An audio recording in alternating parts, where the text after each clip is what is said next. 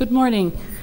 We will jump right in due to the timing where we are, but I would just like to say that we are all glad to have everybody here with us today after the long holiday.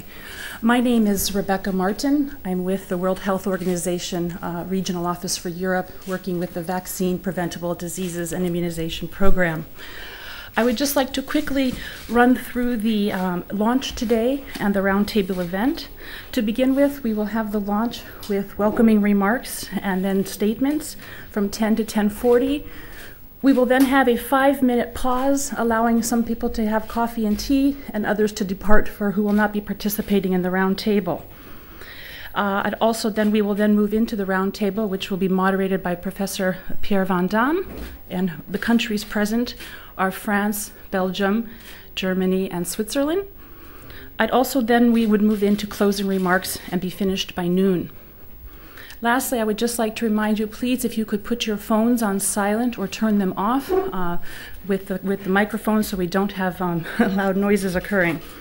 So to begin the launch, I would very much like to welcome Madame Laurette Honker-Links for welcoming remarks, the Vice Prime Minister and Minister for Social Affairs and Public Health of Belgium.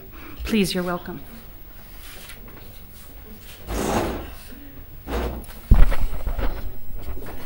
Thank you very much, Madam the Director, ladies and gentlemen.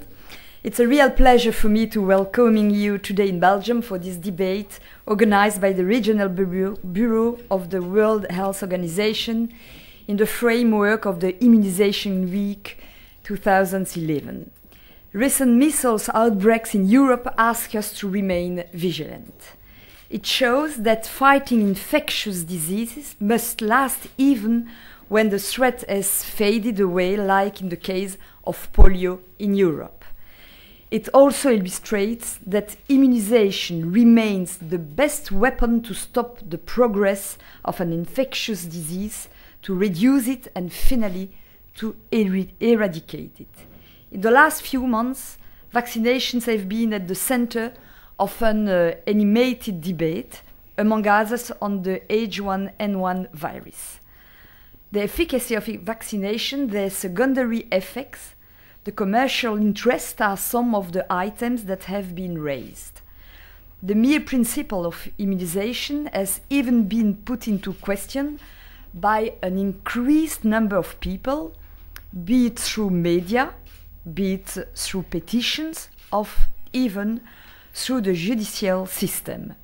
We have just experienced this in Belgium, where the compulsory character of immunization against polio is being jeopardized by a tribunal. It is concerning. If polio has disappeared from Europe, it is precisely thanks to the determination of former sanitary authorities which imposed immunization. And today, given the mobility of the population, we must remain more vigilant than ever. Questions and inquiries from the public opinion are obviously understandable and useful. Nevertheless, in this field of immunization more than in others, reason must prevail, not emotion. It is a guarantee for useful, constructive, and convincing debate. We must therefore keep our trust in science.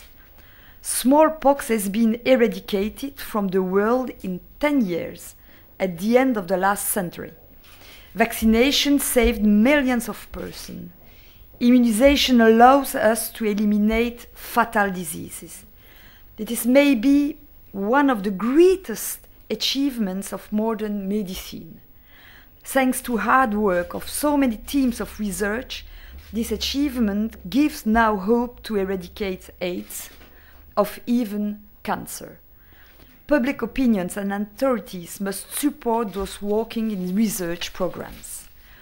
We must also evaluate with professionals if our methods are pertinent and whether information is adapted in order to manage efficiently immunization campaign on the ground.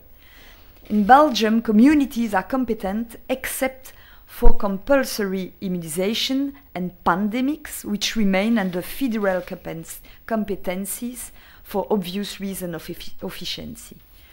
Representatives of those communities will explain their policies in the debate afterwards. Efficiency of immunization means good coordination. Many epidemiologists insist on this point.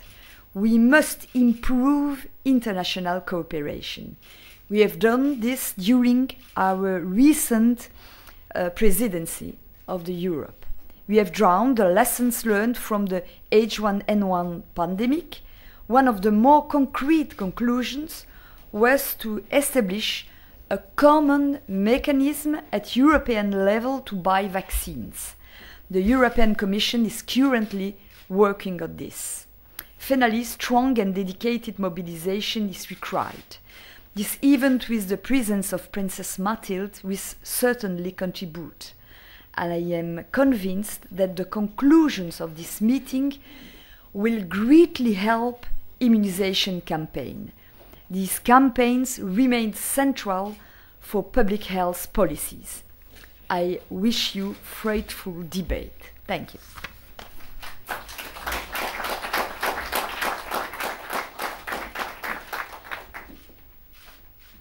Thank you very much for those welcoming remarks. At this time, it's my great honor, and I'm very excited to be able to introduce WHO's Special Representative for Immunization, Her Royal Highness, Princess Mathilde of Belgium. Welcome.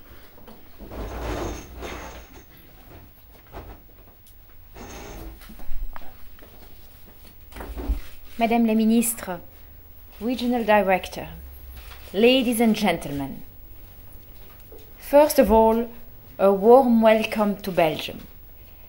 I am particularly pleased that this year's launch of the European Immunization Week is taking place in my country.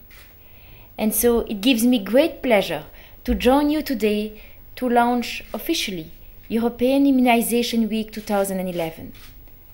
I am grateful for this opportunity to highlight an issue that I consider to be of great importance. This is why I accepted to become a special representative of WHO Europe in its fight against vaccine-preventable diseases in Europe. No child or adult should ever again die of these diseases. Mrs. Jacob, I thank you and WHO Europe for your trust in me, and I can assure you of my support.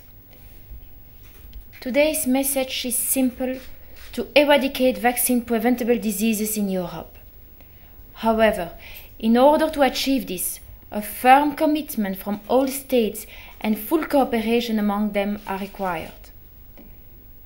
Ladies and gentlemen, our greatest priority is to protect our children as much as possible. Parents need to be aware that it is good parental practice to have their children properly vaccinated against such vaccine-preventable diseases like measles, rubella, polio, as well as mumps and whooping cough. As a mother of 4 small children, I am fully committed to this on a personal level.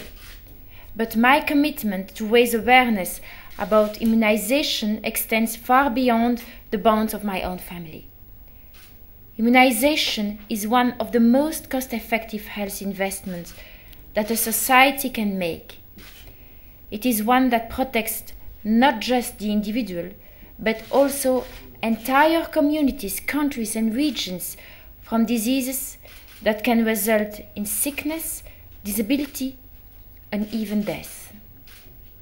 But we should not forget that immunization is at its most effective in preventing diseases when everyone works together. During the past year, we have witnessed something quite disturbing in the European countries region. Falling immunization coverage rates have led to outbreaks of diseases that were previously rare or eradicated in Europe.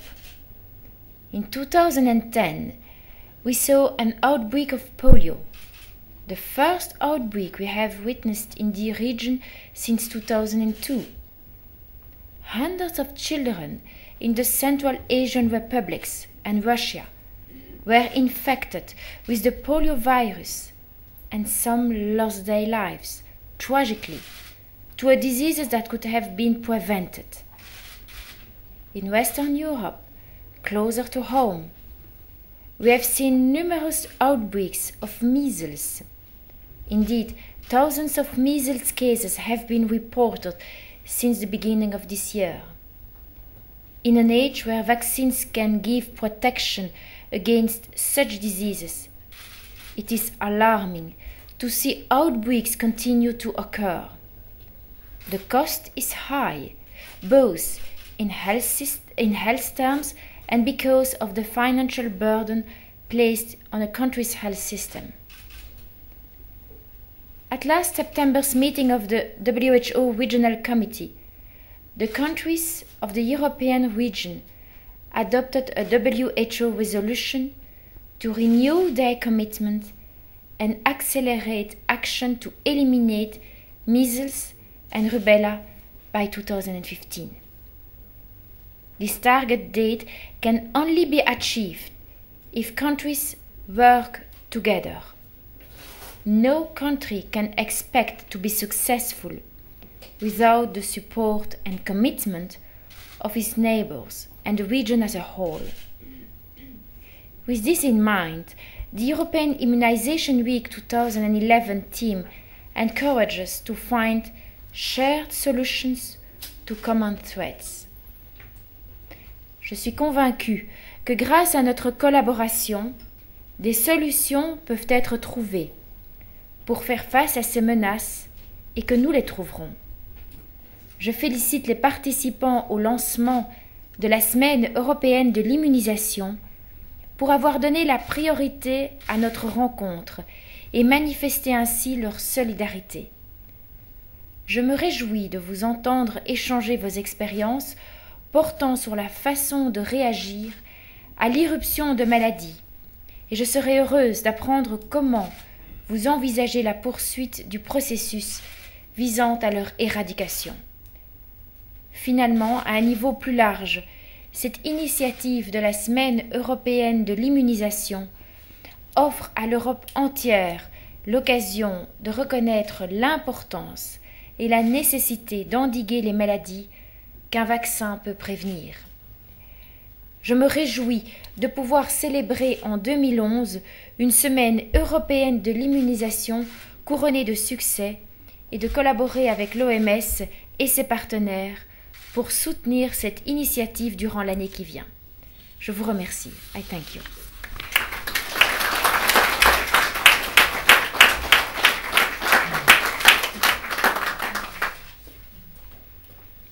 Un grand merci à vous aussi. Merci.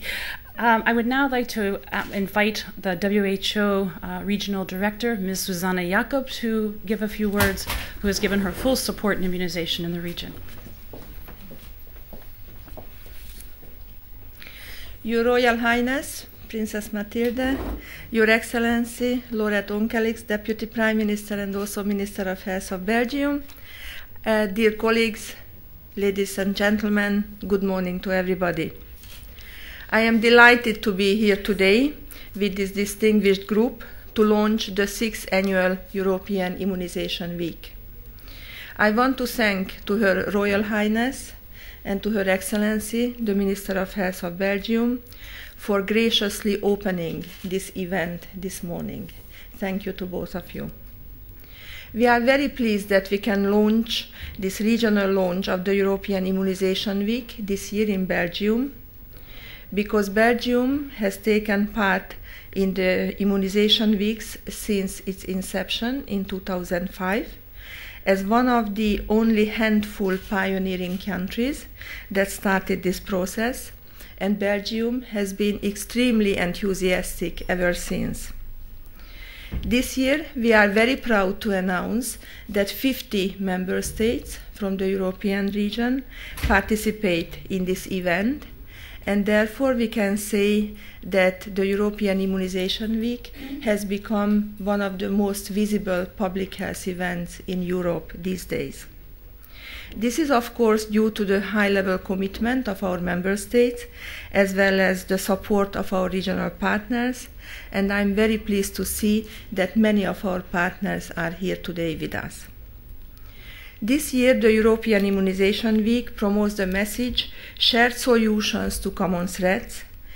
This is a theme that evolved from the facts and the threats that materialized in our region in 2010. Though the countries of our region are certainly diverse, the common threats of vaccine-preventable diseases affect every single country of the diverse European region with its 53 member states.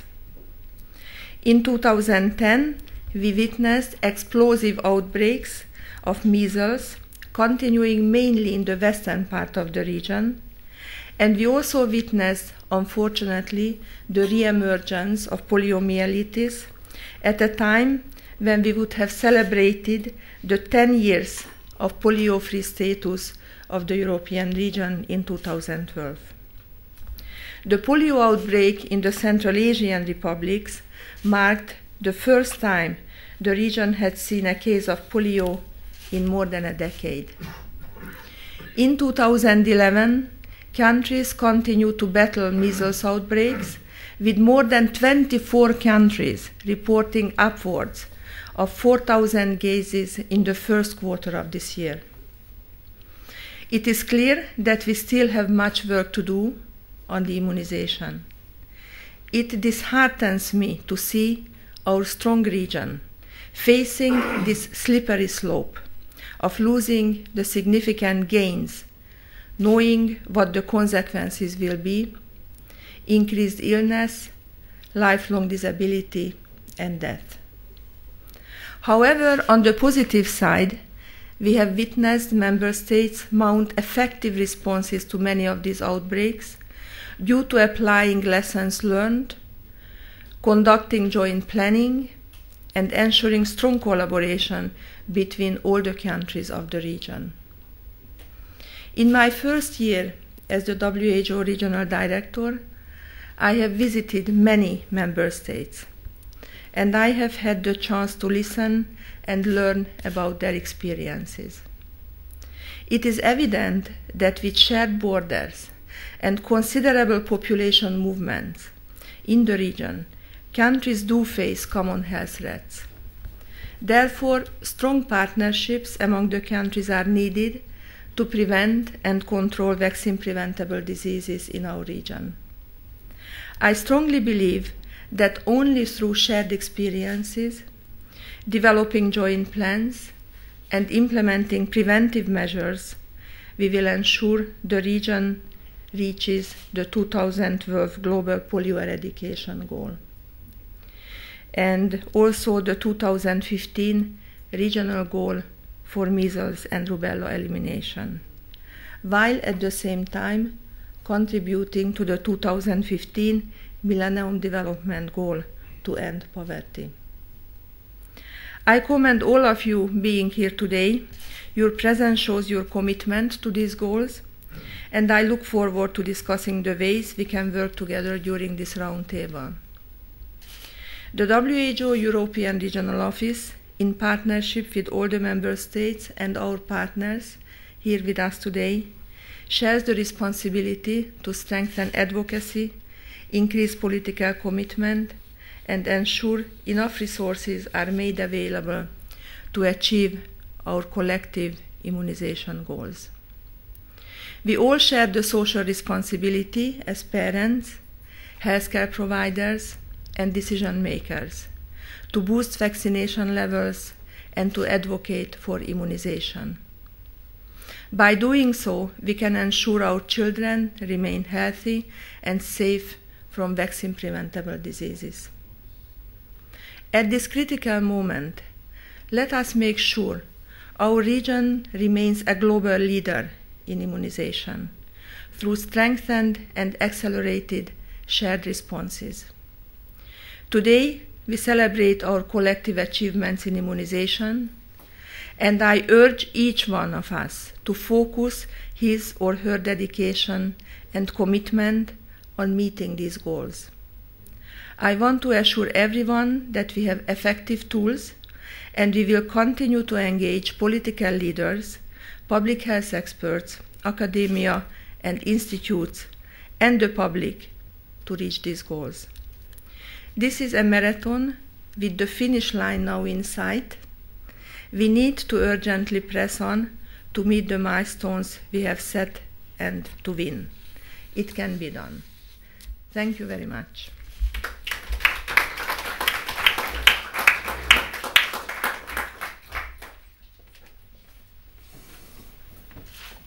Thank you very much, Ms. Jakob. I would now like to welcome the Regional Director from Unicef from Central and Eastern Europe and Commonwealth of Independent States, Mr. Stephen Allen. Please welcome.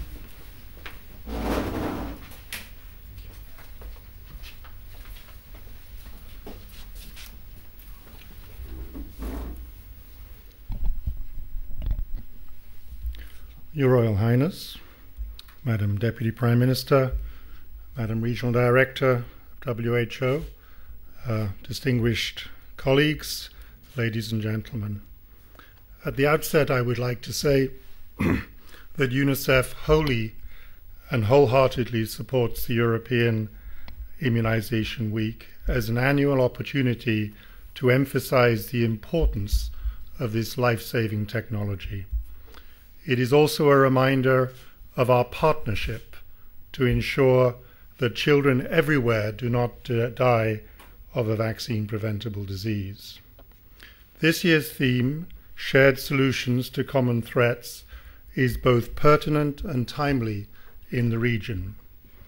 Routine immunization services are no longer performing adequately, which in turn has led to the re-emergence of vaccine-preventable diseases like polio and measles. The large polio outbreak in Central Asia last year underlines the consequences of a failure of routine immunization. While there are numerous causes for immunization coverage to be falling below target, I would like to identify one. Public trust in immunization is decreasing, and that is a key concern. As well, in an era of increasing global migration and mobility, there is more than enough evidence that infectious diseases do not recognize borders. The Central Asian polio epidemic and the virus that caused it came on this occasion from India, for example. Outbreaks occurring in one place have the potential to rapidly spread to others, revealing both the mutual interdependence and the vulnerability of all countries, developing and industrialized alike. This makes it even more critical that routine immunization is maintained and that we share solutions to common threats, the theme of this year's Immunization Week. We need to be transparent, and we need to share information no matter how difficult or embarrassing the issue is. We also need to act together to address common public health challenges. An excellent example of that was provided by the Central Asian countries and the Russian Federation last year to stop the outbreak of polio and to maintain the polio-free status of this region. A similar collaboration is now needed to address the measles outbreak, mainly in the western part of the region. UNICEF supports knowledge generation and sharing best practices and lessons learned among countries as part of our effort to strengthen health systems to deliver equitable, accessible, sustainable, and high-quality immunization services. We are also leading an initiative to strengthen health communication capacities of countries to promote immunization, to rebuild public trust, and effectively manage crises. As in the past, the UNICEF regional offices and the country offices extend their full support to the European Immunization Week 2011 to raise awareness on immunization, as well as to foster shared debate and action. Thank you again for the opportunity to take part in this event, and please be assured of UNICEF's continuing support and collaboration as a key stakeholder in immunization in the region. Thank you.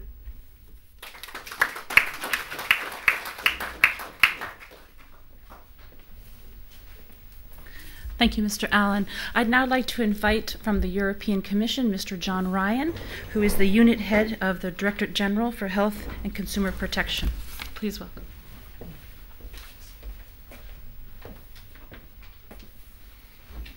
Your Royal Highness, Vice Prime Minister, Regional Director, distinguished colleagues, I'm very pleased to represent Commissioner Dalli at this formal opening of the European Immunization Week. The European Commission is happy to support this initiative by the World Health Organization. This campaign is of particular importance to stress the value and success of immunization programs to control, eliminate, and even eradicate diseases. Immunization plays a key role to ensure the protection of our citizens and, as has already been mentioned, particularly of children. Immunization has proved itself to be one of the most efficient ways to protect their health. And yet, today, despite the excellent safety and efficacy of the vaccines available, we see that too many children are not vaccinated. As a result of this insufficient vaccination coverage, outbreaks of vaccine-preventable diseases reappear at all too regular intervals. In fact, as we speak, and has been mentioned, there are several outbreaks at the moment of in the EU member states of measles affecting large numbers of persons. And we know that there are many reasons why children are not getting vaccinated. Perhaps, in fact, vaccination campaigns are the victim of their own success. Some parents may lack awareness about vaccination, or perhaps they're not familiar anymore with the diseases which the vaccines prevent. Others, of course, may refuse vaccination on religious or on philosophical grounds. And others may have difficulty in accessing health care, such as immigrant populations, migrant groups, displaced populations, and the socially or economically disadvantaged. There is also the issue of healthcare professionals facing difficulties to ensure continuity of immunization schedules with children moving from one country to another. Not only is there a lack of commonly agreed guidance for healthcare professionals on how to adapt children to a different schedule, but the documentation on the vaccination schedule of a child may be in a foreign language or may even be missing. In order to better document the vaccination status of children, the European Commission will be working with the EU member states, the ECDC, the European Centre for Disease Prevention and Control, and the World Health Organization in order to develop some common elements for recording vaccination across the European Union. This is an issue encountered by many parents who have had practical difficulties when moving around Europe with children of an age where vaccination is a key issue. I should highlight here that the current Hungarian presidency of the European Council took the opportunity to seek a strengthened political commitment on childhood vaccination by drafting Council conclusions which we hope to see adopted at the next Health Council in June. While fully respecting the competence of the Member States in the delivery of health care, the Commission believes that there are many opportunities in the area of childhood immunisation for enhanced cooperation and coordination at the EU level, working together with the WHO. And a couple of examples would be to develop commonly agreed guidelines and methodologies for reaching out to underserved populations such as the Roma population and also migrants, which is a big problem at the moment. Secondly, strengthening monitoring and assessing vaccination coverage and surveillance for vaccine-preventable diseases. Thirdly, providing support for communication campaigns aimed at increasing the awareness of the safety and efficacy of vaccines and the risks of the diseases that can be prevented by them. Providing multilingual information on vaccination in the EU for healthcare professionals and for the public. Developing guidelines for healthcare professionals on how to adapt children from one national schedule to another, and examining with the Member States, with the European Centre for Disease Prevention and Control, and with the WHO, how to better record vaccination of children so as to make schedules easier to follow. I believe that these are areas where the Commission, the Member States and the WHO can fruitfully work together. And let us remind ourselves that the aim is to eliminate vaccine-preventable diseases, and this can only be achieved by reaching and maintaining high vaccination coverage across the whole population of the European Union. Thank you very much.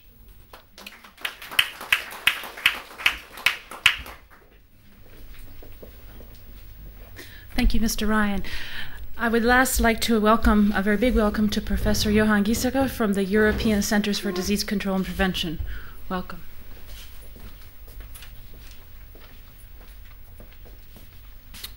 Thank you. Your Royal Highness, Madam Vice Prime Minister, Regional Director, dear Zsuzsanna, ladies and gentlemen. Zsuzsanna Jakab was my boss until 1 year ago, so I find it difficult to be too formal with that. I'm pleased to represent the present director of the ECDC, Dr. Mark Sprenger, who couldn't be here today at this opening of the European Immunization Week. It's an important initiative by the WHO, and it deserves all support. I will start with a few words about vaccination in general and then a bit about the EU challenges. Madame Onkelinx and John Ryan both said that vaccination is one of the most successful medical inventions. I would be even bolder and say that it is the most successful medical intervention that has been done. Nothing that doctors or nurses do compares to the public health effects of vaccination. Possibly something coming a little close is obstetrics, the thing that young women and their babies or both die at birth is also a great medical achievement, but the rest is mostly doesn't really show for public health. And like Her Royal Highness, Your Royal Highness pointed out, vaccines not only saves lives, they also prevent lifelong disabilities, such as paralysis after polio, such as congenital malformation after rubella in the mother, and the scars of smallpox, for example, disfiguring scars after smallpox. And as you all know, vaccines are unique in two ways. One is that my being vaccinated protects not only myself, but also people around me. And this is unique to vaccines. If I start a proper diet and start exercising regularly, that will lessen the risk of my getting heart disease, but it will not protect my neighbor from getting heart disease. That's one. Number two is that immunization is unique as a medical intervention. There is no other medical activity on this scale that is delivered to completely healthy people. This gives us a special responsibility to ascertain that side effects, and they accompany any medical intervention. Any medical intervention has side effects. That these side effects are as close to zero as is technically and scientifically possible. What does this mean for Europe and for the ECDC? Well, first let me state that the EU member states have great childhood immunization programs. They may differ from country to country and even within countries, but any child who is vaccinated according to the local program is well protected against a number of dangerous diseases, and that's true for all EU member states. The problem is not the different programs per se, but the fact, as has been pointed out repeatedly, that not all children are reached. And of course, as pointed out by Mr. Ryan, by the Commission, the different programs do create problems for families that move between EU countries with small children. I can still remember going to the United States for a 1-year sabbatical some 30 years ago with one 18-month-old child and one newborn, and the adjustments it took going there and coming back. It created quite a lot of problems for me and my wife. Secondly, the ECDC will do its utmost to support the member states in reaching the WHO elimination goal for measles and rubella. Thirdly, strong political commitment is needed to improve MMR coverage and to promote additional immunization activities. And on the technical side, we at ECDC, we are helping the member states to assess vaccine coverage in the member states. We are involved in setting up a system to rapidly measure the effectiveness of new vaccines, which has so far only been used for influenza, but there's a possibility to extend it. And not least important, we are partners in developing a system to rapidly evaluate signals about potential side effects, which, as you all have pointed out, is one of the bigger problems with the trust in vaccines. We also, and often in collaboration with WHO, regularly produce evidence-based evaluations of the public health benefits of new vaccines that the member states can use when these vaccines appear on the market, if they want to include them in their programs or not. And like Mr. Ryan mentioned, we're working with the Commission and WHO to develop some better record and registration of vaccines that children have received. Fourthly, the biggest challenge in the EU is not to prove the benefits of vaccines, because we know them, but to strengthen the trust both with the public and with the medical profession that vaccines are good for you. In order to achieve this, more transparent and science-based communication is needed, and this is an area where ECDC and WHO must work closely together. We also need to learn more about which vaccine messages work and which don't. Finally, according to medical historians, measles appeared in Europe around AD 500. It is an anachronism that 1600 years later, and half a century after the invention of an efficacious vaccine, this disease should still circulate among our children. We know how to stop it. Now all that remains is to do it. Thank you.